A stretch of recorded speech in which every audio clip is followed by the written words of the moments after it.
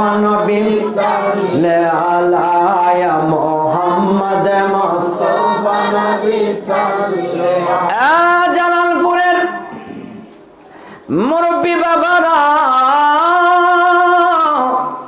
জালালপুরের যুবক ভাইরা রে, জালালপুরের মা বোনেরা কান খুলে শোনো। আমার আপনার নূরের নবীজি এই পৃথিবী থেকে আল্লাহর দাওয়াতে আরশে আজিমে কেমন করে গিয়েছেন। এই যাওয়ার সময় বাইতুল্লাহ থেকে বাইতুল মুকাদ্দাস পর্যন্ত যে ভ্রমণ করেছে রে, এই ভ্রমণটাকে আমার আল্লাহ কোরআন শরীফের মধ্যে সূরা বানী ইসরাঈলের ভিতরে ইসরা নামে নামকরণ করেছেন। জোরে বলুন সুবহানাল্লাহ। তাহলে বোঝা গেল মেরাজের মধ্যে পাঠ আছে। দুনিয়াতে যতটুকু ভ্রমণ করেছে এটাকে ইসরা বলা হয়। আর বাইতুল মুকাদ্দাস থেকে সপ্তম আকাশ পর্যন্ত এই জায়গাটাকে বলা হয় ইরাজ। আর ওই আরশে আজিম থেকে উপর পর্যন্ত ভ্রমণটাকে বলা হয় মেরাজ। এই মেরাজের হইল তিনটা পার্ট। নবী আমার হায়াতুন নবী, জিন্দা নবীজি, নবীজি যখন মক্কা থেকে বাইতুল মুকাদ্দাস পর্যন্ত গেল গো, এই ভ্রমণটা দুনিয়াতে হয়েছে থেকে ইসরা বলা হয়। আর বাইতুল মুকাদ্দাস থেকে যখন সপ্তম আকাশের দিকে গেছে রে, এই যাওয়াটা এমন একটা যাওয়া, এটা কোনো সাধারণ যাওয়া না। ওই জায়গার মধ্যে ফেরেশতারা ছাড়া কেউ যাইতে পারে না। প্রথম আসমান পর্যন্ত দুনিয়ার কোনো মানুষ যাইতে পারে না। প্রথম আসমানে কোনো রকেট যাইতে পারে না। প্রথম আসমানে কোনো প্লেন যাইতে পারে না। এই জায়গায় শুধু ফেরেশতারা যাইতে পারে, ফেরেশতারা যাইতে পারে। নূরের নবীজি কেমন করে ওই জায়গায় গেল গো? যেহেতু আমার নবী ওই জায়গাটা গেল, এই জায়গা ফেরেশতারা যাইতে পারে। নবীজি যেহেতু গিয়েছে, এই সময়টা ছিল আমার নবীর হলো মালাকি, মানে ফেরেশতার বৈশিষ্ট্য। ফেরেশতাদের সুরত নিয়ে সেখানে গিয়েছে। আমার নবীর তাহলে দুইটা সুরত পাওয়া গেল, একটা হলো দুনিয়ার জমিনে, আরেকটা হলো সেখানে ফেরেশতার সুরত। আর যখন সপ্তম আকাশ থেকে আল্লাহ পর্যন্ত পৌঁছল রে, যেখানে আমার সেখানে কোনো ফেরেশতারও যেতে পারে না, সেখানে কোনো মানুষও যেতে পারে না। যেহেতু ওই জায়গায় পৌঁছলো, এটা হলো সুরতে হাক্কি, মানে নবীজির আসল সুরত। চিল্লায়ে বলুন মারহাবা। এক নাম্বার হলো সুরতে বাশারি, দুই নাম্বার হলো সুরতে মালাকি, তিন নাম্বার আমার নবীর হলো সুরতে হাক্কি, আসল সুরত। যেই সুরতে আমার আল্লাহ নবীকে সেখানে দেখেছেন, যেই জায়গায় কোনো ফেরেশতা যেতে পারে না, যেখানে কোনো মানুষ যাইতে পারে না, ওই জায়গায় আমার নূরের নবী গেছে রে। এই জন্য এইটা হলো আসল সুরত, আসল সুরত। চিল্লায় বলুন মারহাবা। নবীজিকে নিয়া জিবরাইল আমিন বুরাকি নিয়া যখন রওনা দিছে, দেওয়ার সময় হঠাৎ করে জিবরাইল বলতেছে, হুজুর আপনি একটু দাঁড়ান। নবীজি তখন দাঁড়াইলেন। দাঁড়ানোর পরে বলছেন, ইয়া রাসূলুল্লাহ, আপনি যেখানে দাঁড়াইছেন, কোথায় দাঁড়াইছেন জানেন? কোথায় দাঁড়াইছি? নবী গো, যেই জায়গায় দাঁড়াইছেন গো নবীজি, এই জায়গাটা একজন পয়গম্বরের মাজার শরীফ। সুবহানাল্লাহ। আরে জিবরাইল, কোন নবীর কোন পয়গম্বরের মাজার শরীফ? বলে এখানে রওজাটা হলো হযরতে মুসা কালিমুল্লাহর রওজা, মাদায়েনের মধ্যে। জায়গাটার নাম ছিল মাদায়েন। নবীজি এই মাদায়েনের মধ্যে দাঁড়ান গো নবীজি, এই জায়গার মধ্যে একটু জিয়ারত করে যান। নবীজি যখন নামলেন, জিয়ারত করলেন। জিয়ারতের পরে জিবরাইল বলেন, ইয়া রাসূলুল্লাহ নবীজি, এই জায়গার মধ্যে আপনি শুকরিয়া দেন, 2 রাকাত নামাজ আদায় করেন। আল্লাহু আকবার। 2 রাকাত নামাজ আদায় করছেন। সুবহানাল্লাহ বলেন। সুবহানাল্লাহ। তো রাসূল পাক সাল্লাল্লাহু আলাইহি সাল্লাম বলছেন, আমি দেখলাম মুসা আলাইহিস সালাম তার রওজা মুবারকের মধ্যে নামাজ পড়তেছেন। পৃথিবীতে যে যেই কাজ করেছে, মৃত্যুর পর, কবরে যাওয়ার পর সে সেই কাজ করতেই থাকবে। তার মানে তিনি একজন পয়গম্বর ছিলেন, নামাজ প্রতিষ্ঠা করেছেন, এই জন্য তিনি তো ওনার রওজার মধ্যে নামাজ পড়তেছে। এমনভাবে বুজুর্গানি দিন তাদের রোজার মধ্যে নামাজ, রোজা, হজ, যাকাত এগুলি চালাইতেই থাকে। চিল্লায় বলেন মারহাবা। কষ্ট হয় আপনাদের? এরপর আমার নূরের নবীজি এখানে নামাজ আদায় করলেন, জিয়ারত করলেন। বাবারে এখানে একটি প্রশ্ন,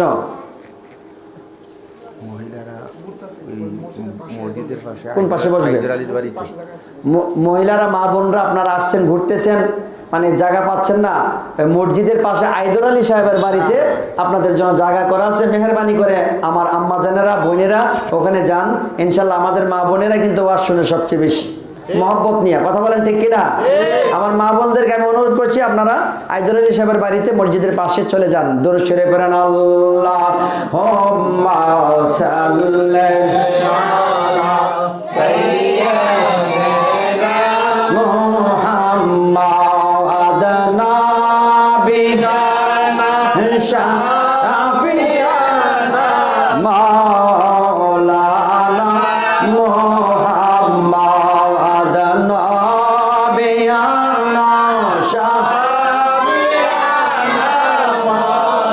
মাওলানা মুহাম্মাদ।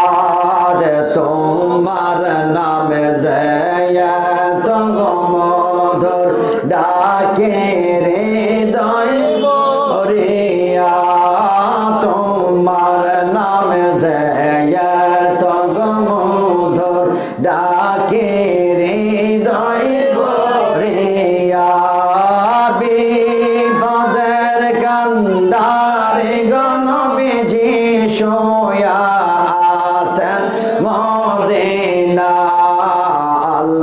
আল্লাহুম্মা সাল্লি আলা সাইয়্যিদিনা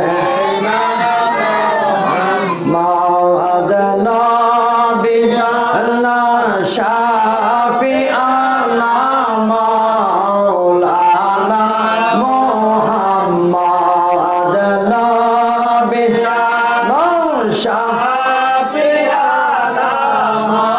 মাওলানা মুহাম্মাদ। নূরের নবীজি যদি জিয়ারত করতে পারে, আরেক নবীর রওজা যদি জিয়ারত করতে পারে রে, তাহলে বোঝা গেল জিয়ারত করাটা হলো আমার নবীর সুন্নত।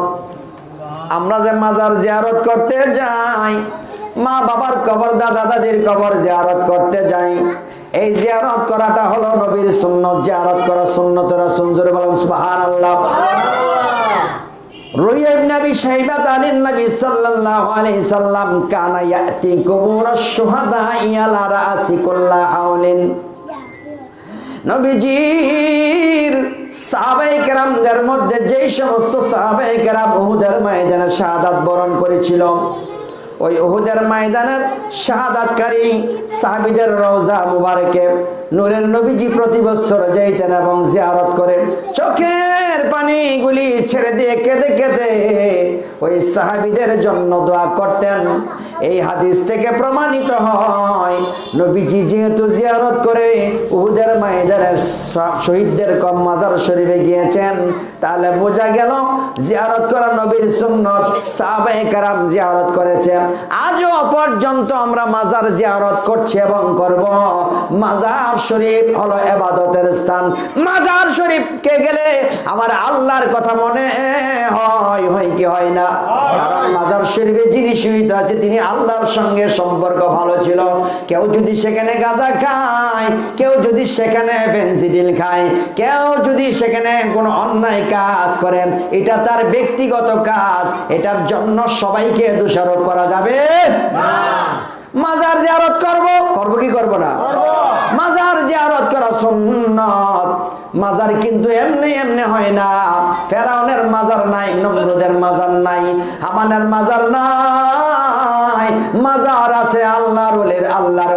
আমার আল্লাহ বলে, আমার বন্ধু যারা পৃথিবীতে হবে কিয়ামত পর্যন্ত আমার বন্ধুদের একটা নাম নিশানা পৃথিবীর ভিতরে থাকবে। যেমন ভাবে মাজার সম্পর্কে বলা হয়েছে সূরা কাহফের ভিতরে, আসহাবে কাহফের মধ্যে 7 জন এবং একটা কুকুর ছিল, মোট হলো 9 জন। এই এই 9 জন মিলিয়া পাহাড়ের উপরে তারা যখন ঘুমিয়ে গিয়েছে, আমার আল্লাহ তাদের কবরের উপরে মাজার বানিয়ে দিয়েছেন। এই মাজারটা কিয়ামত পর্যন্ত থাকবে। বানাইলেন কে? আল্লাহ। বানাইলেন কে? আল্লাহ বানাইছে। কার মাজার বানাইছে? আল্লাহ বলে আমার প্রেমিকদের মাজার আমি বানাইছি। যেহেতু মাজার কথাটা কোরআন শরীফের ভিতরে আছে, এই জন্য আল্লাহ ওয়ালা ইমানদার মুত্তাকি বান্দাদের মাজার হবে, মাজার হবে। এটা কোনো সাধারণ কাজ না, এটা হলো আল্লাহ ওয়ালা কাজ। চিল্লে বলো মারহাবা। রিকশা চালাইলে রিকশাওয়ালা, ভ্যান চালাইলে ভ্যানওয়ালা, আর আমার আল্লাহর কথা মোতাবেক যারা আল্লাহর কাজ করে তারা হলো আল্লাহওয়ালা। মাজারে যারা শুইতে আছে তারা আল্লাহওয়ালা, মাজারে যারা যায় তারাও আল্লাহওয়ালা। মাজার জিয়ারত করে ইবাদতের স্থান, কোরআন শরীফ তেলাওয়াত হবে। আমার নবী হযরতে মুসা কালিমুল্লাহর রওজার পাশে সেখানে নামাজ আদায় করেছেন। আপনারাও মাজার শরীফে যাইয়া নামাজ আদায় করবেন। চিল্লে বলেন মারহাবা। কিন্তু মাজার শরীফে গিয়ে এদিক সেদিক অনেকে ঘোরাফেরা করে, আর সেখানে গিয়া অনেকে আছে গাঞ্জার কলকিও টানে। আছে না নাই? একেবারে যে দুষ নেই তাও না, কিন্তু আমরা কি গাঞ্জা খাইনি? আমরা গাঞ্জা পছন্দও করি না। মাজার শরীফে এক শ্রেণীর মানুষ আছে তারা গিয়ে গাঞ্জা খায়। যারা গাঞ্জা খায় তারা অন্যায় করে, মহা অন্যায় করে। কিন্তু যারা গাঞ্জা খায় না তাদেরকে তো সেই গাঞ্জা ঘরের সাথে মিলাইলে চলবে না। এবং সেখানে গিয়ে দেখবেন এক শ্রেণীর মানুষ আছে তাদের মাথায় অনেক লম্বা জট আছে। মিশকাত শরীফের হাদিসের ভিতরে আল্লাহর নবী বলেন যে সমস্ত মানুষের মাথার মধ্যে জট আছে, মিশকাত শরীফের হাদিস শুনেন, যে সমস্ত মানুষের মাথার মধ্যে জট আছে এই জট সম্পর্কে নবীজি বললেন শয়তানের বাসা। কিসের বাসা? কে বলেছে? নবীজি বলেছেন জটওয়ালা মাথা হচ্ছে শয়তানের বাসা। সুতরাং জটওয়ালা কোনো মানুষকে আল্লাহর ওলি মনে করার কোনো কারণ থাকতে পারে না। কোনো মানুষ একটা হঠাৎ করে সংসেজে গেছে আর তার আজগুবি সিস্টেম দেখে তাকে আল্লাহর ওলি মনে করা, এটা একটা বোকামি, এটা শয়তানের পক্ষ থেকে। তার মাথায় জট হয়েছে, শয়তানের বাসা হয়েছে। দাঁত মাজে না, মুস বিশাল বড় করে রাখছে এরকম হনুমানের মতন। এরপরে দাঁত মাজানে কালা হয়ে দিছে, মাথায় তেল দেয় না, গোসল করে না, এই জন্য তার শরীর ময়লা হইতে হইতে মাথায় জট হয়েছে। এটা কোনো পবিত্রতার লক্ষণ না। নবীজির কোনো সাহাবীর মাথায় জট ছিল না, তাবিনদের মাথায় জট ছিল না, তাবিনদের মাথায় জট ছিল না, আইএমএ মুস্তাহিদের মাথায় জট ছিল না, গৌসুল আজম মহিউদ্দিন আব্দুল কাদের জিলানী বাগদাদি রাহমাতুল্লাহ আলাইহির মাথায় জট ছিল না, খাজা গরিবে নওয়াজ মাইনুদ্দিন চিশতি আজমিরি রাহমাতুল্লাহ আলাইহির মাথায় জট ছিল না, বাবা শাহজালালের মাথায় জট ছিল না, শাহপরানের ছিল না, শাহ মাকদুম শাহ ছিল না, গরিবুল্লাহ শাহ ছিল না, আমানত শাহ ছিল না, বায়েজিদ বুস্তামি রাহমাতুল্লাহ আলাইহির জট ছিল না। বিশেষ বিশেষ পৃথিবীতে বিশেষ শ্রেণীর আল্লাহর ওলি যারা ছিলেন তাদের কারো মাথায় জট ছিল না। সুতরাং কলিমুদ্দিনের পুত্র সলিমউদ্দিন বসিরউদ্দিন তার মাথায় জট থাকলে আপনি আমি কেন তার কাছে হুমড়ি খেয়ে পড়বো? কথা বলেন ঠিক কিনা? এই জটওয়ালারা মাজারের মধ্যে গাঞ্জা খায়। দেখবেন একটা কাঠের মধ্যে কতগুলি গাছের পাতা নিয়া চাকু দিয়া কাইটা এটার মধ্যে আরো অনেক ধরনের জিনিসপত্র দিয়া লম্বা একটা কলকির ভিতরে ঢুকাইয়া এরপরে এটার মধ্যে টিক্কা বা আগুন ধরাই দিয়া চক্ষু মুজিয়া মুরাকাবা মুশাহাদা সিস্টেমের একটা টান দেয়ার মনে মনে কয় এটাই বুঝি ইসলাম। আসলে সে একটা আছে জুলুমতের মধ্যে, সে আছে একটা অন্যায়ের মাঝে, সে একটা অপসংস্কৃতি তার মধ্যে লালন করে। কোরআনেও নাই, হাদিসেও নাই, ঠিক সেইভাবে কোত্থেকে জানে আল্লাহ জানে। কথা বলো ঠিক কিনা? আবার টানটাও খুব স্পেশাল করে দেয়, এটা ভাব নিয়া। জিজ্ঞাসা করলাম বাবা তুমি যে বাপ নিয়ে টান দেও তুমি কি দেখলা, কি বুঝলা? কয় আমি দেখছি একটা বিরাট বট গাছের মধ্যে উঠে গেছি আর দেখতেছি সিংহাসনে বসে আছি, পৃথিবীর সব মানুষ হলো প্রজা আর আমি হলাম রাজা। কয় এই জন্য আমি মাঝে মাঝে টানতে টানতে রাজা হয়ে যায়, এটা খাইলে রাজা হয়ে যায়। আসলে রাজা হয় নাকি শয়তান তারে কানু মূর্ছা দিয়ে নিয়ে গাছের উপর উঠাইছে? কথা বলেন ঠিক কিনা? এই গাঁজা করে না, গাঁজা খাওয়ার সময় দেখবেন টান মারতেছে এরকম ভাব নিয়ে টান দিছে, চোখ মুজছে ভাব দিয়ে ওরা কাবা করে আল্লাহর নাম জপ তাবাদ দিয়ে সে টান দিছে গাজার মধ্যে। টান মাইরা আবার পাশের জনের কাছে দিয়া দিল, পাশের জন আরেকজনের কাছে দিয়ে দিল, সেখান থেকে আরেকজনের কাছে দিয়া দেয়। খালি 30 মূর্তিটা দেখছি দাঁড়ায় থাইকা এই ঘুরতে ঘুরতে সর্বশেষ যখন ঠান্ডা আসে রে, এই ঠান্ডার নাম হলো সুখ টান। কি টান? এই সুখ টান্ডা যিনি প্রধান, তিনি আবার টান মারে। টান মাইরা একবারে শীত হয়ে থাকে, আর মনে মনে কয়, মনে মনে কি কয়, লাখ বিল কে লাখ, চোখে মুখে লাখ, ইল বাবা মতিঝিল, গাঞ্জার কলকিটা আস্তাগিল। চিৎকার মেরে বলো নাউজুবিল্লাহ। কোন সুন্নি মুসলমান গাঁজা খায় না, গাজার ধারেও যায় না। কেউ যদি সুন্নিদেরকে গাঁজাখোরের সাথে তুলনা করে, সেটা তার বুঝার ভুল। মসজিদের মধ্যে সব মানুষ নামাজ পড়তে আসে না, এমন মানুষ আছে তার জুতা নাই, জুতা চুরি করার জন্য মসজিদে আসে না যখন ইমাম সাহেব নামাজ পড়তে যায়, সেজদার মধ্যে ইমাম সাহেব যখন বলে সুবহান রাব্বিয়াল আলা, জুতা চুর তখন এদিক ওদিক চায় আর কয় বাটা জোড়া কোন জোড়া বালা। এবার সে বাটা জোড়া নামার জন্য পকেটের ভিতরে ঢুকায় নাই, আল্লাহর সামনে সাজদা দিছে, তার কোনো ভয় নাই। বাবারে, মাজারের মধ্যে আল্লাহর ওলিরা সেখানে যাবে আল্লাহ ওয়ালারা ইবাদত করার জন্য, আর কিছু মানুষ গাঁজা খাওয়ার জন্য যাবে। এই জন্য অন্য মানুষেরা যদি মনে মনে কয় যে যারা গিয়েছে সবাই গাঁজাখোর, তো মসজিদের ভিতরে কি সবাই জুতা চোর? না, যারা জুতা চুরি করতে গেছে তারা জুতা চোর। জুতা চোরদেরকে বাদ দিয়ে দিলে সবাই মুসল্লি। কথা বলেন ঠিক কিনা? এমন ভাবে মাজার থেকে যদি গাঞ্জাখুরদেরকে সরায় দেওয়া যায়, গাঞ্জাখুরদেরকে সরায় দেওয়া যায়, জটাওয়ালাদেরকে সরায় দেওয়া যায়, তাহলে সবাই হচ্ছে ইবাদতকারী। সুবহানাল্লাহ বলেন। গাঞ্জা দিয়ে আবার অনেকে গানও বানায়, বাঙালি তো হুশ থাকে না, যেটা পাইটা দিয়ে বানায়। শোনো মুমিন মুসলমানও, আমি কি মুমিন মুসলমানের গান এটা শুনবার দরকার। বেশি করে গাঞ্জা টানো, আখেরাতে সবই পাইবা, গাঞ্জা পাইবা না রে। আখেরাতে সবই পাইবা, গাঞ্জা পাইবা না। ওরে দুই কান্দে দুই ফেরেশতা, তাদের কাছে গাঞ্জার বস্তা, মজা কইরা তারা খাবে, তোমায় দিবে না রে। মজা কইরা তারা খাবে, তোমায় দেবে না। জোরে জোরে বলো নাউজুবিল্লাহ। বন্ধুরে, আল্লাহর নবী রাহমাতুল লিল আলামিন যেদিন মেরাজ করার জন্য আল্লাহর উদ্দেশ্যে রওনা করলেন, আমার আল্লাহ কোরআনে বলছেন, আল্লাযী ইসরা বিআবদিহি লাইলাম মিনাল মাসজিদিল হারামি ইলাল মাসজিদিল আকসা। আমি আমার বন্ধু মুহাম্মদুর রাসূলুল্লাহকে রাতের বেলা ভ্রমণ করাইছি, বাইতুল্লাহ থেকে বাইতুল মুকাদ্দাস পর্যন্ত। বাইতুল মুকাদ্দাস পর্যন্ত এই ভ্রমণটার সম্পর্কে আল্লাহ বলেন, লিনুরিয়াহু মিন আয়াতিনা, আমার পক্ষ থেকে নিদর্শন দিয়া, আমার পক্ষ থেকে সুন্দরভাবে এমনভাবে সাজাইছি গো, আজকে রাহমাতুল লিল আলামিন আমার সঙ্গে দেখা করবে। জোরে জোরে বলেন মারহাবা। নবীজি ঘোড়াকে চড়িয়া যখন রওনা করছে গো, যাইতে যাইতে বাইতুল মুকাদ্দাস পর্যন্ত গিয়ে পৌঁছলেন। বাইতুল মুকাদ্দাস একটা গোল মসজিদ, এটা ফিলিস্তিনের মধ্যে আছে। এই মসজিদের ভিতরে গেছে রে, যাওয়ার পরে জিবরাইল আমিন বলে, ইয়া রাসূলুল্লাহ, আপনি এই বুরাক থেকে একটু নেমে আসেন। নবী আমার বুরাক থেকে নামলেন।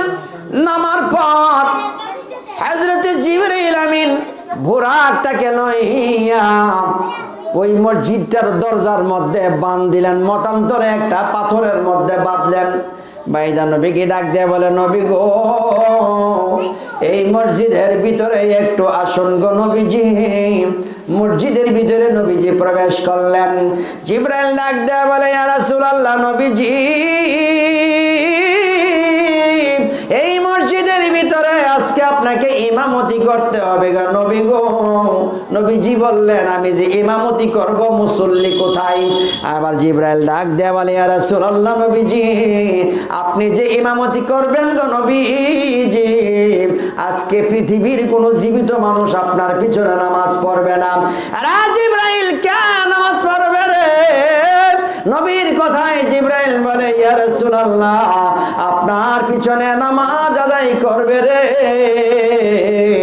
আল্লাহর যত পয়গম্বর আছেন, তার মধ্যে 1 লক্ষ মতান্তরে 2,24,000 পয়গম্বর, সবাই আজকে রুহানি হালতে আপনার পিছনে নামাজ আদায় করবে। আল্লাহু আকবার।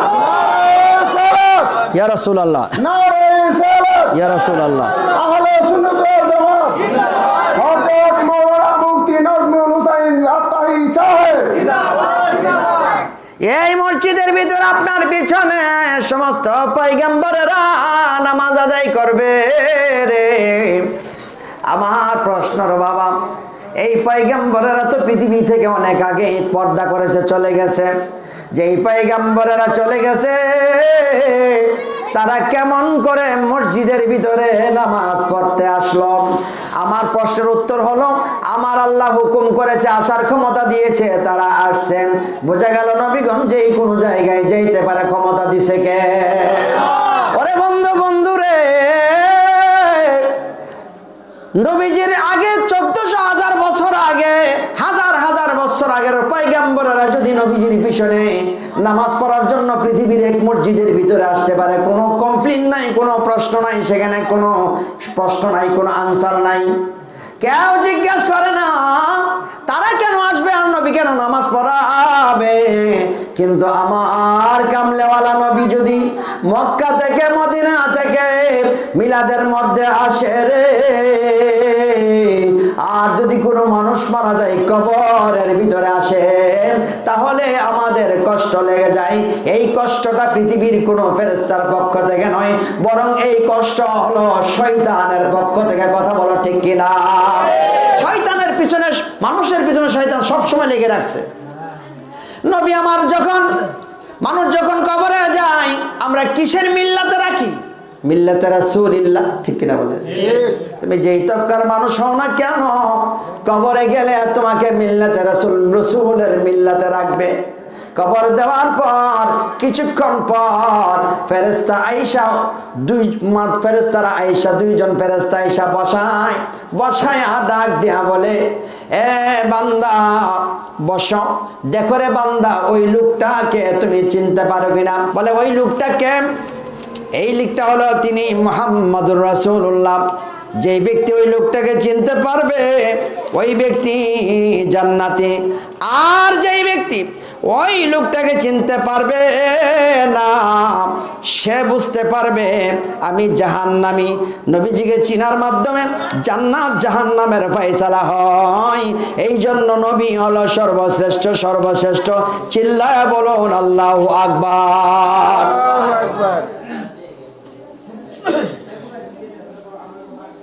আর যারা চিনতে পারবে না, তাদেরকে বলা হবে জাহান্নামের রাস্তা দেখাবে, ফায়ারাহুমা জামিআন।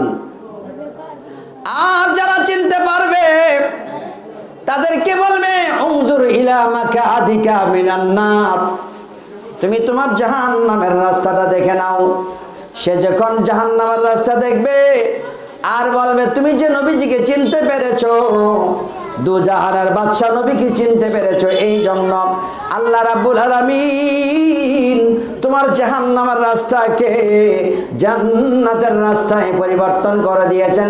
কাদা আবদালাকা আল্লাহু মাকাদাম মিনাল জান্নাতি ফায়ারাহুমা জামিআন। তখন ওই ব্যক্তি জান্নাতের দিকে তাকায়, আরেকবার জাহান্নামের দিকে তাকায়। তাহলে বোঝা গেল কবরের ভিতরে আমার নবী আসতে পারে কি পারে না? চিল্লায়া বলেন মারহাবা। ক্ষমতা দিয়েছে কে? রহমতে আলম নবী নূরে মুজাসসাম, বলো না রহমতে আলম নূরে মুজাসসাম।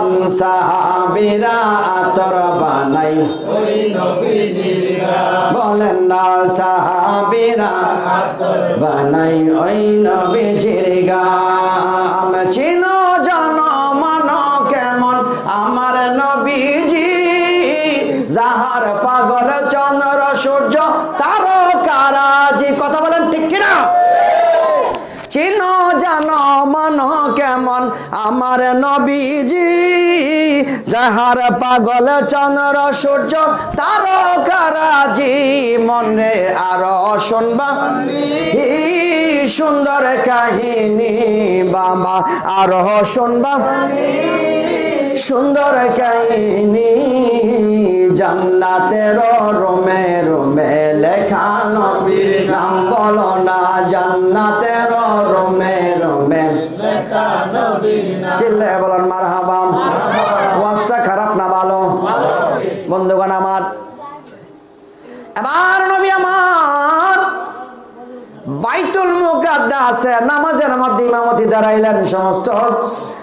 সমস্ত আম্বিয়া একরাম নবীর পিছনে ইমামতি নামাজ পড়লেন। যেহেতু নবীজির পিছনে নামাজ আদায় করলেন, অন্যান্য পয়গম্বরেরা, এই জন্য আমার নবীকে বলা হয় ইমামুল মুরসালিন, সমস্ত নবীদের ইমাম। সুবহানাল্লাহ বলেন।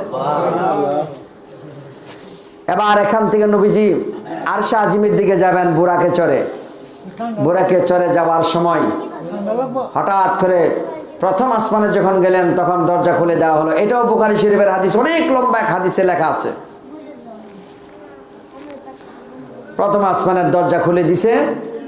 সেখানে গিয়ে আমাদের আদি পিতা হযরত আদম সফিউল্লাহকে লাগাল পাইল। আদম সফিউল্লাহর সঙ্গে দেখা হলো, সাক্ষাৎ হলো। আদম সফিউল্লাহকে নবীজি আগে সালাম দিয়ে দিলেন। নবীজির একটা সুন্নত আগে সালাম দেওয়া। নবীজির একটা সুন্নত কি? আগে সালাম দেওয়া।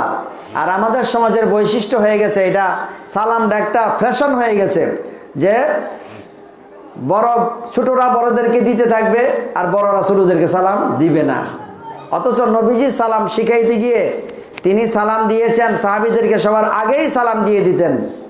প্রকৃত একজন আলেম চিনবেন কিভাবে? যে আলেম দেখবেন রাস্তা দিয়ে হাঁটার সময় আগেই মুরব্বীদেরকে সালাম দিচ্ছে, ছোটদেরকে সালাম দিচ্ছে, সবার আগে তাকে সালাম কে দিল কি দিল না এই চিন্তা সে করে না, সবাইকে সালাম দিয়ে বুঝবেন তার মধ্যে অহংকার মুক্ত। এই হুজুর কি অহংকার মুক্ত? ওই ব্যক্তি অহংকার মুক্ত। অহংকার মুক্ত ব্যক্তিরা সালাম দেয় আগে, আর অহংকারী ব্যক্তিরা সালাম নেওয়ার জন্য আঁকিয়ে চাই থাকে। দেখা হইলে মানে সালাম নিত, তেমন আপনি সালাম দিবেন আসসালামু আলাইকুম, ওই ব্যক্তি সালাম অনেক সময় জবাবও দেয় না। কি করে জানেন? এরকম করে, মানে কি, মানে খুব বেশি একটা, মানে তিনি সম্মানের ভারের ছুটে আর লড়তে পারতেছে না, এখন এরকম করে। আছে না নাই? তাহলে বোঝা গেল সালামটা নিয়ে অনেকে মস্কারিও করে। সালাম একটা দোয়া, আসসালামু আলাইকুম, আপনার উপর রহমত নাজিল হোক। অপর ব্যক্তি বলবো ওয়ালাইকুম আসসালাম, আপনার উপরও রহমত বরকত হোক। অনেক সময় আমরা সালাম দেই আসসালামু আলাইকুম, মানে কি তোমার উপরে ফাত্তর পড়ুক, গজব পড়ুক। তাহলে সালামটা শান্তিও হয়, সালাম দিয়ে আবার গজবও হয়ে থাকে। এই জন্য সালাম দেওয়ার সময় খুব হিসাব করে আসসালামু আলাইকুম, যিনি শুনবেন তিনিও জবাব দিবেন ওয়া আলাইকুম আসসালাম। কেন? সালাম দেওয়া যেমন সুন্নত, জবাব দেওয়া ওয়াজিব। যাকে সালাম দেওয়া হলো তিনি উত্তর দেওয়ার সময় নবীজি বলছেন আওয়াজটা একটু শুনিয়ে দিবা। কেন? যাকে উত্তর দিয়েছো তিনি যেন মনে প্রশান্তি আসে যে আমাকে সালাম দিয়েছে, আমি জবাব দিচ্ছি, আমার জবাবটা শোনাই দিবা। সুবহানাল্লাহ বলেন। একবার সালাম দেওয়ার পর যদি উত্তর না দেয়, নবীজি বলছেন দ্বিতীয়বার আবার সালাম দাও। দ্বিতীয়বারও যদি সালাম উত্তর না দেয়, তৃতীয়বার আবার সালাম দাও। তৃতীয়বার সালামের উত্তর না দিলে এরপরে বলা যাবে না যে আমি সালাম দিছি জবাব দিলেন না, কি লেগা। এটা হাদিস নিষেধ। হতে পারে লোকটা অপবিত্র অথবা কানে শোনে না, এই কারণে সালাম দেওয়ার পর বলা যাবে না আপনি সালামের জবাব দিলেন না কেন, এই কথা বলা যাবে না। এবার আপনি চলে যাবেন। যদি আপনি অপবিত্র হয়ে থাকেন সালামের জবাব দিবেন না, হাদিসে রয়েছে বাড়িতে গিয়ে গোসল করে তারপরে সালামের জবাব দিবেন। সুবহানাল্লাহ বলেন। যিনি মজলিসের ভিতরে আসবেন, কোনো বৈঠকের মধ্যে, গণজামায়াতের মধ্যে আসবেন, তিনি প্রথম আয়েশা সালাম দিবে। এবার তিনি যত উচ্চ লেভেলের হোক আর তিনি যত নিম্ন লেভেলের হোক, তিনি আয়েশা সালাম দিবে আসসালামু আলাইকুম। আবার ছোটরা বড়দেরকে সালাম দিবে, দাঁড়া থাকে ব্যক্তি বসে থাকা ব্যক্তিকে সালাম দিবে, গাড়িতে চড়া যে ব্যক্তি যাইতেছে সেই ব্যক্তি হাইটা যাওয়া ব্যক্তিকে সালাম দিবে। এগুলি নবীজি শিক্ষা দিয়েছেন। এই সালামের আদব, মা বাবাকে সন্তানেরা সালাম দিবে, শিক্ষককে ছাত্ররা সালাম দিবে। আজকে তো বাড়ি থেকে মা বাপরে সালাম দেই না, দেয়? সালাম দেয় না। সালামের প্রচলন উঠে গেছে। কারণ কি? আধুনিক যুগের আমরা আধুনিক মুসলমান, এই আধুনিকতার ছোঁয়ায় আমরা আধুনিক হয়ে গিয়েছি। মনে রাখবেন, আল্লাহর ফেরেশতারা কিন্তু আধুনিক না, তারা সেই পূর্বের যুগেরই আছে। সুতরাং আমাদেরকে সালাম এটা বিনিময় করতে হবে। বাচ্চাদেরকে বক্তব্যে পাঠায় শিখাইতে হবে কেমনভাবে সালাম দেওয়া লাগে। যেই গ্রামের উপর দিয়ে হেঁটে যাওয়ার সময় বাচ্চারা আপনাকে সালাম দিবে, বুঝবেন যে এই গ্রামের মানুষ বক্তব্যে পড়ে। বক্তব্য পড়ায় বাচ্চাদেরকে পড়ানো হচ্ছে, এলমে দিন চর্চা হচ্ছে। আর যেই গ্রামের পাশ দিয়ে গেলে বাচ্চারা সালাম দেয় না, বুঝতে হবে যে এই গ্রামের মধ্যে সকালবেলা বক্তব্যের পড়া হয় না, বরং কিন্ডারগার্টেনের পড়া সবচেয়ে বেশি হয়। কথা বলে ঠিক কিনা? এগুলো অনেকটা নিশান আছে, বোঝা যায়। দরুদ শরীফ পড়েন, আল্লাহুম্মা সাল্লি আলা সাইয়্যিদিনা মুহাম্মাদ নাবিয়ানা শাফিয়ানা মাওলানা মুহাম্মাদ নাবিয়ানা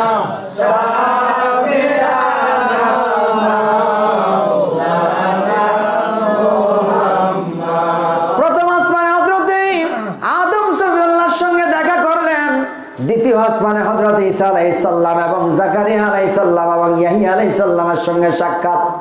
নবীজি আগেই তাদেরকে সালাম দিয়ে দিলেন। সালাম বিনিময় করার পর এবার আল্লাহর নবী রাহমাতুল লিল আলামিন হযরত জাকারিয়া আলাইহিস সালাতু ওয়াস সালামকে প্রশ্ন করে, আরে জাকারিয়া, যখন তোমার মাথায় করাত দিয়া সিরা হয়েছিল গো, জাকারিয়া নবীর মাথার মধ্যে করাত দিয়া সিরা লাইছিল। কারণ জাকারিয়া নবী একটা গাছের ভিতরে গিয়ে আশ্রয় নিয়েছিল। হযরত মরিয়ম আলাইহিস সালামের খালু ছিল, খালু মরিয়ম আলাইহিস সালাম কাবাঘরের রক্ষণাবেক্ষক ছিল, কাবাঘরের ঝাড়ু দিত। মরিয়ম আলাইহিস সালামের মা বাবা নিয়ত করছিল আমাদের সন্তান হলে কাবাঘরের খাদেমা দিয়ে দিব। হয়েছে গিয়ে মেয়ে, ছেলে হয় নাই। তখন কয় কি যে নিয়ত করছি আল্লাহর ঘরে দিয়ে দিব, দিয়ে দিই। মেয়েরই দিয়ে দিছে। এই মেয়ের ঘরে এক সন্তান হয়েছে হযরত ঈসা আলাইহিস সালাম। সুবহানাল্লাহ বলেন। সুবহানাল্লাহ। যেই সন্তানের কোনো বাপ পৃথিবীতে নাই। বাপ ছাড়া আল্লাহ পাক আসমান থেকে জিবরাইলের মাধ্যমে একটা ফুল পাঠাইছে। এই ফুল যখন মরিয়ম আলাইহিস সালামের নাকের কাছে লাগাইছে, সঙ্গে সঙ্গে মরিয়ম আলাইহিস সালামের পেটের মধ্যে এক সন্তান এসেছে, যেই সন্তান হযরত ঈসা আলাইহিস সালাম। কিন্তু পিতা ছাড়া সন্তান হওয়াতে সেখানে একটা প্রশ্নের সম্মুখীন হয়েছিল। আর এই প্রশ্নের সম্মুখীন গিয়ে দুষ পড়ছে খালু জাকারিয়া আলাইহিস সালামের উপর। খালু জাকারিয়া আলাইহিস সালামের উপর যখন পড়া হলো, তখন খালু জাকারিয়া আলাইহিস সালাম বললেন যে আল্লাহর পক্ষ থেকে একটা ফায়সালা, যার যার কলম পানিতে ফেলো, যার কলম উজানের দিকে যাবে, উল্টা দিকে যাবে, বোঝা যাবে তার কোনো দোষ নাই। জোরে বলো সুবহানাল্লাহ। জাকারিয়া আলাইহিস সালামের কলম উল্টা দিকে গিয়েছিল, দোষ নাই। এরপরেও তারা বিশ্বাস না করে ওনাকে দিছে দৌড়ানি। উনি যখন দৌড় দিছে, দৌড়তে দৌড়তে দৌড়তে দৌড়তে পিছনে শয়তান সমস্ত কাফেরদেরকে পাঠাইতেছে, দৌড়ে যাইতে। আপনাদের কষ্ট হচ্ছে? যাইতে যাইতে জাকারিয়া আলাইহিস সালাম তখন গিয়া এক গাছ সামনে পায়ে বলতেছে, আরে গাছ, তুই আমাকে একটু সাহায্য কর। গাছ যখন ফাইটে গেছে, যেন তেন মানুষ না, একজন পয়গম্বর ডাক দিছে। গাছটা ফাইটে গেছে, জাকারিয়া আলাইহিস সালাম সেই গাছের ভিতরে ঢুকে গেছে, সঙ্গে সঙ্গে গাছ আবার মজে গেছে গা। তখন তিনি রক্ষা পাইলেন। কিন্তু কাপড়ের একটা কোনা আস্তে করে গাছের বাহিরে বের হয়ে আছে। এটা যখন বের হয়ে আছে, সব মানুষ খুঁজা টুইজা কই, কিরে এখানেই তো আসছিল, গেল কই? আর যখন খুঁজা পায় না, কই নিশ্চয়ই শয়তান শিখাইতেছে। কই দেখো দেখো, গাছের ভিতর থেকে একটা কাপড়ের কোনা দেখা যায়। তখন কই নিশ্চয়ই এটার ভিতরে। ওই তখন ওনার মাথার মধ্যে করাত দিয়া একবারে সিরা লাইছে। প্রশ্ন, একজন পয়গম্বরকে কেন এরকম ভাবে সিরা হলো? কারণ হচ্ছে আমার আল্লাহ বলে, রে বন্ধু, আমি তোর সবচেয়ে বড় বন্ধু, সুতরাং তুমি একজন পয়গম্বর। আমি যে তোমার সবচেয়ে বড় বন্ধু, তুমি আমার কাছে সাহায্য চাইতে পারতা না, চাই ঠিক ওই সময় গাছের কাছে কেন সাহায্য চাইলা? যেহেতু তুমি একটা গাছের কাছে সাহায্য চেয়েছো, এটা অন্যায় করেছো, এটা গুস্তাখি করেছো, এই জন্য গাছ সাহায্য করেছে ঠিকই, যেহেতু তুমি একজন পয়গম্বর, তোমার কথা শুনতে বাধ্য। কিন্তু ওই অপরাধের কারণে গাছ তোমাকে আর পরবর্তীতে শয়তানের কুমন্ত্রণা থেকে রক্ষা করতে পারলো না। ওপর যে সিরা ফালাইছে।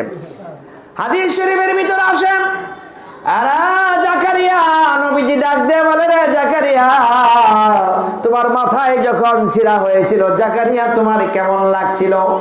জাকারিয়া তখন ডাক দিয়ে বলে, নবী গো, আমার মাথায় যখন করাত দিয়ে ছিঁড়া হয়েছিল রে, তখন এটা স্বাভাবিক কষ্ট লাগার কথা, কিন্তু আমার কোনো কষ্ট লাগে নাই, আমার কোনো যন্ত্রণাই লাগে নাই, কারণ আমি আমার কলবের ভিতরে আমার আল্লাহ নামের তসবিহ পড়েছিলাম। আল্লাহ নামের তসবির কারণে কখন যে আমার মাথা ছিঁড়া হয়েছে সেইটা আমি অনুভব করতে পারি নাই। আল্লাহু আকবার, আল্লাহু আল্লাহু আল্লাহু হাসবি রাব্বি জাল্লাল্লাহ মা ফি কলবি, লা হাসবি রাব্বি মা ফি কলবি গায়রুল্লাহ, নূর মুহাম্মদ সাল্লাল্লাহু লা ইলাহা ইল্লাল্লাহ, আল্লাহু আল্লাহু আল্লাহু আল্লাহু হাসবি রাব্বি জাল্লাল্লাহ মা ফি কলবি, লা হাসবি রাব্বি জাল্লাল্লাহ মা ফি কলবি গায়রুল্লাহ, নূর মুহাম্মদ সাল্লাল্লাহু লা ইলাহা ইল্লাল্লাহ, আল্লাহু আল্লাহু আল্লাহু আল্লাহু। আবার তৃতীয় আসমানে হযরত ইউনূস আলাইহিস সালামের সঙ্গে ইউসুফ আলাইহিস সালামের সঙ্গে দেখা, সালাম বিনিময় হয়েছে। চতুর্থ আসমানে হযরত ইদ্রিস আলাইহিস সালাম, পঞ্চম আকাশে হযরত হারুন আলাইহিস সালাম, এবং ষষ্ঠ আকাশে যাইয়া হযরতে মুসা কালিমুল্লাহর সঙ্গে সাক্ষাৎ। সুবহানাল্লাহ, সুবহানাল্লাহ। প্রতি আসমানে নবী আমার আগেই তাদেরকে সালাম দিলেন। বন্ধুরা আমার, তাফসীরে রুহুল বায়ানের ভিতরে সুবহানাল্লাযী ইয়াসরা বিআবদিহি, এই আয়াতের তাফসীরের ভিতরে, তাফসীরে রুহুল বায়ানের ভিতরে লেখেন, ষষ্ঠ আকাশে হযরত মুসা কালিমুল্লাহর সঙ্গে যখন সাক্ষাৎ, তখন দেখেন মুসা কালিমুল্লাহ নবীজিকে দেখার সঙ্গে সঙ্গে চোখ দিয়ে পানি পড়তে শুরু করলো, কাঁদতেছে। এবার মুসা কালিমুল্লাহ আমার নবীকে ডাক দিয়া বলে, নবী গো, আপনি যে বলেছেন আপনার উম্মতদের মধ্যে যারা শেষ জামানার উম্মত হবে, তাদের মধ্যে যারা আলেমে দ্বীন হবে, ইয়া রাসূলুল্লাহ, আপনি নবী বলেছেন যে উলামায়ে উম্মতি কা আম্বিয়ায়ে বনি ইসরাঈল। নবী আমার, আপনি বলেছেন আপনার শেষ জামানার উম্মতের মধ্যে যারা আলেমে দ্বীন হবে তারা নাকি যে এক একজন বনি ইসরাইলের নবীদের সমতুল্য মর্যাদা হবে। কেন বলেছেন নবীজি? তখন আমার নবী উত্তর দিয়ে বললেন, কেন বলেছি জানুনি? তাফসীর রুহুল বায়ানের ভিতরে এই কথাটা লেখেন। তখন নবীজি রুহের জগৎ থেকে দুইজন ব্যক্তিকে ডাক দিলেন।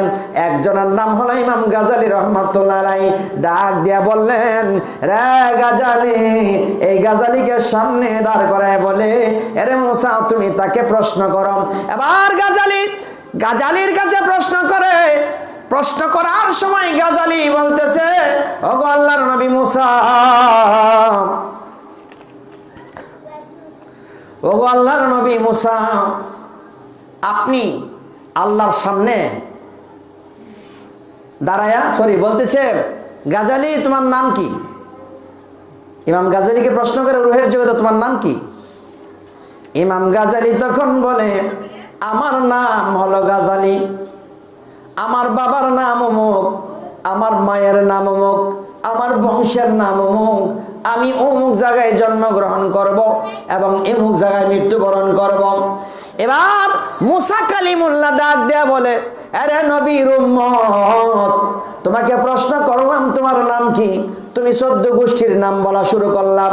এবার ইমাম গাজালি বলে, আপনাকেও তো আমার আল্লাহ বলছিল, মুসা তোমার হাতে এটা কি? তখন আপনি তুর পর্বতে ছিলেন, আর তখন আপনি বলতে পারতেন এটা আমার হাতের লাঠি। তা না বলে আপনি বলছেন লাঠি, এটা দ্বারা গরু চড়াই, এটা দ্বারা এই করে, এটা দ্বারা ওই করে, এটা আমি অমুক জায়গার থেকে পাইছি, বংশানুক্রম আমার কাছে আসছে। এতগুলি প্রশ্নের উত্তর কেন দিয়েছিলেন? মুসা কালিমুল্লাহ বুঝলো, আমি যেমন বন্ধুগণ সব প্রশ্নের উত্তর দিতে পারি। এমন ভাবে শেষ নবীর উম্মতের এক একজন আলেম এই দিনও এমন ভাবে উত্তর দিতে পারে, বোঝা গেল বনি ইসরাইলের নবীদের সমতুল্য শেষ জামানার নবীর এক একজন উম্মত চিল্লে বলো মারহাবা।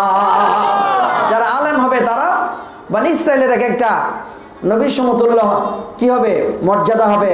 পৃথিবীর মানুষ দেখ আর না দেখ, আল্লাহর দফতরে আছে না নাই? কথা বলেন আছে না নাই? আলেমের মতো যদি আলেম হতে পারে, আলেম স্রোতে কিন্তু জালেম অনেক আছে না নাই? আলেমের স্রোতে বহুত জালেম রয়েছে, কোরআন হাদিস পড়েও তারপরও সঠিক জ্ঞান তাদের মধ্যে নাই। সঠিক জ্ঞান নাই। আমার নবীরে মাটি কয়, নবীর বিরোধিতা করে, শানের বিরোধিতা করে, কটাক্ষ করে, আছে না নাই? তাহলে বোঝা গেল শুধু এলেম অর্জন করলেই হয় না, আমলের দৃষ্টিকোণ থেকে আদবের প্রয়োজন এবং মহব্বতের প্রয়োজন। এটা যাদের মধ্যে নেই তারা কোনোদিন প্রকৃত আলেম হতে পারে না। বন্ধুগণ আমার, এবার নবী আমার সপ্তম আকাশের দিকে গেলেন। সপ্তম আকাশে লাগাল পাইলেন হযরতে ইব্রাহিম খলিলুল্লাহ। এই ইব্রাহিমে খলিলুল্লাহ সপ্তম আকাশের উপরে, ঠিক পৃথিবীর বরাবর সপ্তম আকাশের উপরে একটা কাবা আছে, যেই কাবাটার নাম হচ্ছে বাইতুল মামুর। এই বাইতুল মামুর হযরতে ইব্রাহিমে খলিলুল্লাহ ডেলান দিয়া বসে আছে।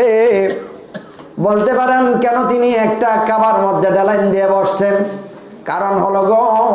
কারণ হলো পৃথিবীতে তিনি কাবা নির্মাণ করেছেন, এই জন্য আল্লাহ রাব্বুল আলামিন তার মর্যাদাকে উচ্চ করার জন্য আর সে আজ সপ্তম আকাশের উপরে একটা কাবা বানিয়ে দিয়েছে, যেই কাবার মধ্যে তিনি ঢালান দিয়ে বসে। সুবহানাল্লাহ। এই কাবাটা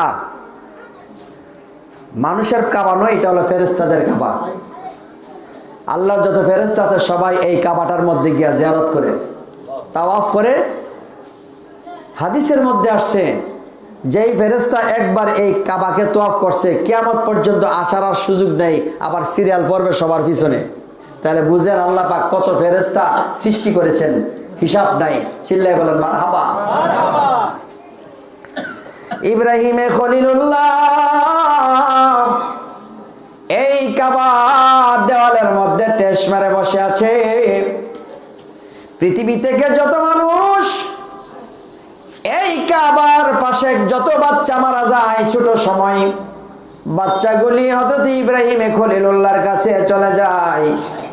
কারণ হলো ছোট সময় মারা গেছে যে এই বাচ্চা, মা ডাকতে পারে নাই, বাবা ডাকতে পারে নাই। এই জন্য আল্লাহ রাব্বুল আলামিন এই বাচ্চাদেরকে ইব্রাহিমে খলিলুল্লাহর কাছে পৌঁছায় দেয়, যেন তারা যেন আল্লাহর নাম জপতে পারে। ইব্রাহিমে খলিলুল্লাহ তাদেরকে আল্লাহ নামের তাসবিহ শিখায় দেয়, আর তারা আল্লাহ আল্লাহ জপতে থাকে। আর ইব্রাহিমে খলিলুল্লাহকে তারা আব্বা ডাকে, যেহেতু মা দেখে নাই, বাবা দেখে নাই। জুড়ে জুড়ে বলুন মারহাবা।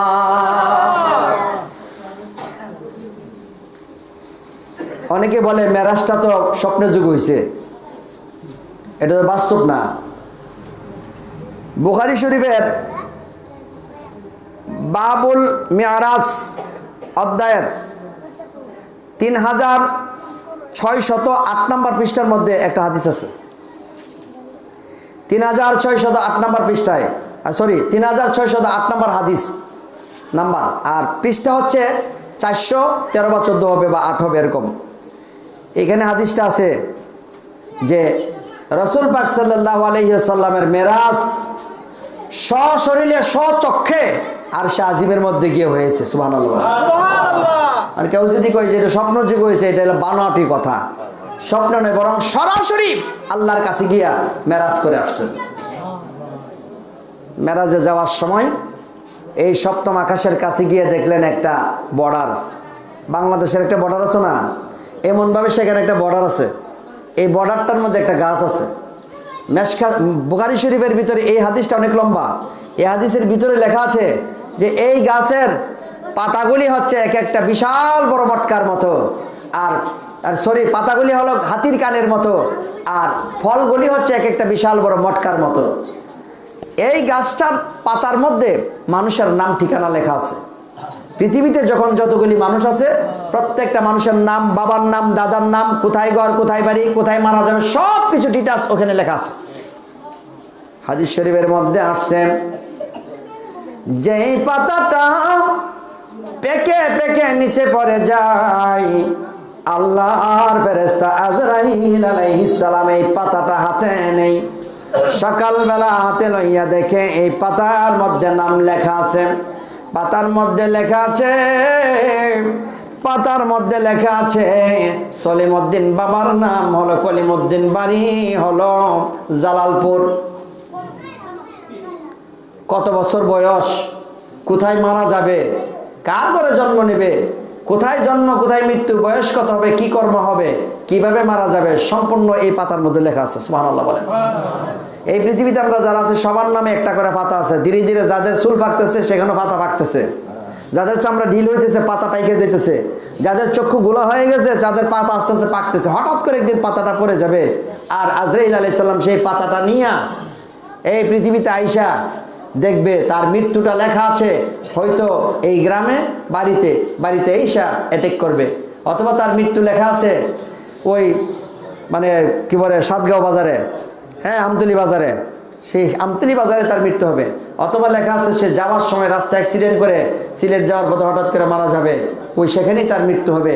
ওই ঠিক ওই স্থানে আজরাইল আলাইহিস সালামকে দাঁড়াই থাকে, আর যেই টাইম মোতাবেক মানুষটা সেখানে যায়, কারণ তাকদীরের ভিতরে সব আগেই লেখা আছে, আর সঙ্গে সঙ্গে সে মারা যায়। হতে পারে সে যুবক, হতে পারে সে ছোট বাচ্চা, হতে পারে সে বৃদ্ধ, কার মৃত্যু যেখানে যেখানে লেখা আছে যত বছর হায়াত হবে, হায়াত ফুরায় যাবে, সঙ্গে সঙ্গে সেখানে তার মৃত্যু হয়ে যাবে।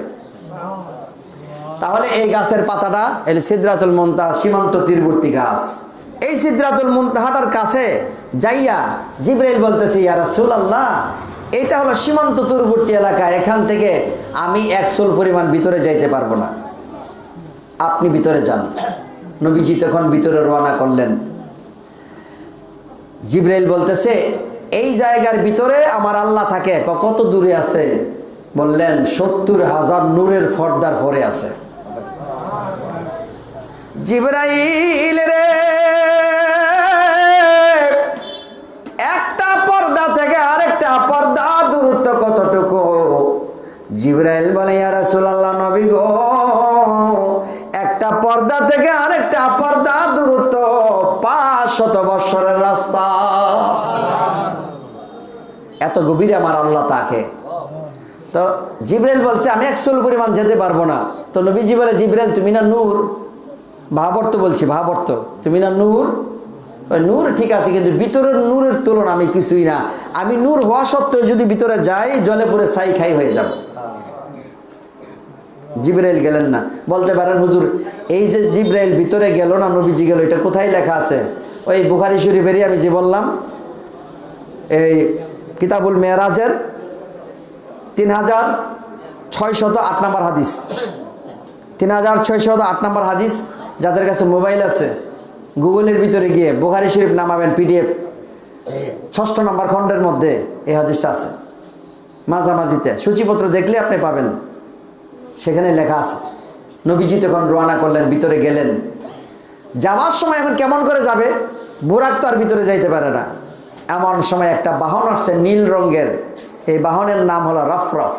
সুবহানাল্লাহ বলেন। যে রফরফ বুরাক থেকে আরো বেশি গতি সম্পন্ন।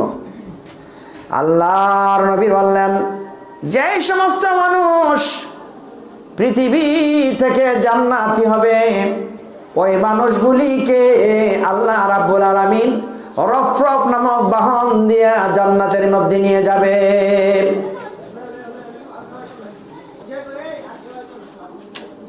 রফরফ দিয়ে নবীজি তখন রওনা করলেন।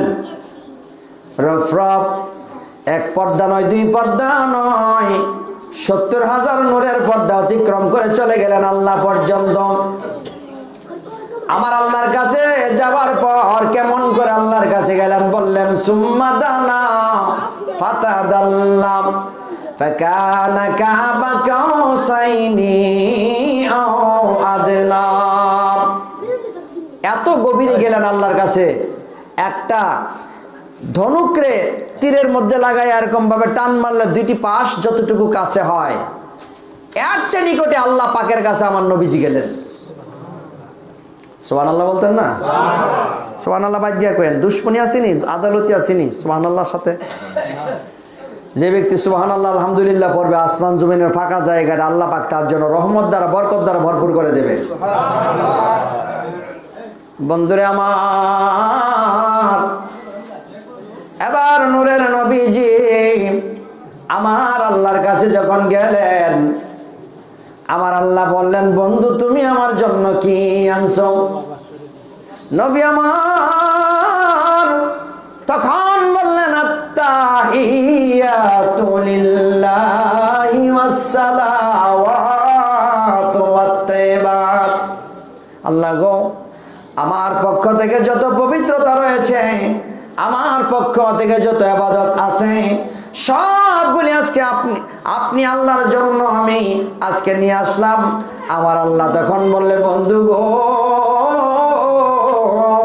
আমি আল্লাহর পক্ষ থেকে আজকে আপনাকে সালাম, আসসালামু আলাইকা আইয়ুহান নবী। আল্লাহু আকবার। আমার আল্লাহ আমার নবীকে সালাম দিলে, আমার নবী বলে, আল্লাহ গো, তোমাকে আমি দেখলাম, তুমি আমাকে সালাম দিলাম, কিন্তু আমার উম্মত তো তোমাকে দেখতে পাইল না। আমার উম্মতের কি উপায় হবে? এই জন্য আমার উম্মতকেও এই সালামের আওতাধীন নিয়ে আসুন। আমার আল্লাহ তখন বললে, ওয়ালা ইবাদিল্লাহিস সালিহিন। শুধু আপনাকে সালাম নয়, আপনার উম্মতের মধ্যে যারা ইবাদতকারী হবে, সালেহিন বান্দা হবে, নেককার হবে, আমি আল্লাহ রাব্বুল ইজ্জত এই সালামের আওতাধীন করে নিলাম, তাদেরকেও রহমত দিয়ে দিলাম। আল্লাহু আকবার। ইয়া রাসূলুল্লাহ, ইয়া হাবিবাল্লাহ, ইয়া রাসূলুল্লাহ, ইয়া হাবিবাল্লাহ, ইয়া রাসূলুল্লাহ, ইয়া রাসূলুল্লাহ। জালালপুরের বাবারা, মা বোনেরা গো, আমি নাজমুল হোসেন তাহিরি অসুস্থ অবস্থায় আজকে কথাগুলি বলে যাচ্ছি, শুনে নেন। এখানে আকীদার অনেক কথা রয়েছে। বন্ধুরে, নূরের নবীজি আল্লাহর সঙ্গে যখন কথা বলে, এমন সময় আল্লাহর ফেরেশতারা প্রথম আসমান থেকে কান লাগায় আল্লাহ এবং রসুলের কথাগুলি শুনতেছিল। আল্লাহ এবং রসুলের কথা যখন শুনতে শুনতে যখন দেখলেন, আমার আল্লাহকে নবীজি যখন রহমত দিলেন, আল্লাহকে যখন সম্মান জানাইলেন, আল্লাহ যখন নবীজিকে সালাম দিয়ে দিলেন এবং ইবাদতকারীদেরকে সালাম দিলেন, এই প্রেমের ইতিহাস যখন ফেরেশতারা জানতে পাইল, তখন ফেরেশতারা এক বাক্যে বলে উঠল, আশহাদু আল্লা ইলাহা ইল্লাল্লাহু ওয়াহদাহু লা শারীকা লাহু ওয়া নাশহাদু আন্না মুহাম্মাদান আবদুহু ওয়া রাসূলুহু। চিৎকার মেরে বলুন আল্লাহু আকবার। আরো জোরে জোরে বলেন ইয়া রাসূলুল্লাহ। বন্ধুরা আমার, সালাম দিয়ে দিলে এটা হয়ে গেছে নামাজের অংশ, তাশাহুদ। সুবহানাল্লাহ বলেন। কিয়ামত পর্যন্ত মানুষেরা নামাজ